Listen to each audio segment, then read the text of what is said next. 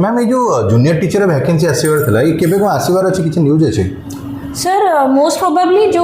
first round जो 15,000 vacancy आमर तार पोस्टिंग से पंचायत इलेक्शन पूर्व ही देदेव माने 2026 भितर हो चांसेस अच्छे हाँ हाँ निहाती निहाती माने तार रिक्रुटमेंट गुड़ी तो आगु बाहर तार प्रोसेस हाँ प्रोसेस तो आगु बाहर नोटिफिकेशन आगु बाहर डिटेल नोटिफिकेशन जोटा आम कहूँ से आगु बाहर जमी बाहर सर ना केमती हम किंतु मैम गोटे जिन मुझे बहुत पिला देखी खास कर टीचिंग पिलांर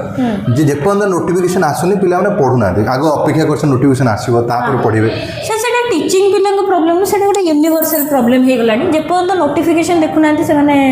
पढ़ाई माने मोटिवेट हो पारना बट जदि गवर्नमेंट तरफ एटा रिलीज होती आसब तो निहाती किंतु जब आसब तापाई आम प्रस्तुत कि नहीं सेटा है इम्पोर्टेंट कारण आमर जो वे ऑफ टीचिंग कि वे ऑफ पढ़ेबाटा आ पढ़ाटा से इम्पोर्टेंट आम कौन पिला पढ़ाऊँ ता सहित पिला कौन पढ़े पिला जानी दरकार जमीक जड़े लिखिदेल कि यही बहीटा पढ़ले हो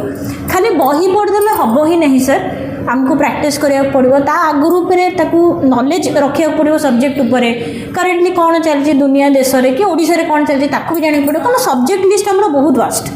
तो आप कौन करा पड़ो पिला पढ़ा चाहिए तो पिला जब तुम बेसिक्स कि फाउंडेशन स्ट्रंग ना तो आमर जेटी रो बैच स्टार्ट होची काली ठू अभिनव बैच बोली तो क्लास प्रथम रू नहीं पंचम और षष्ठ नहीं अष्टम जोटा भी तुम रिक्वायरमेंट तुम से एनरोल कर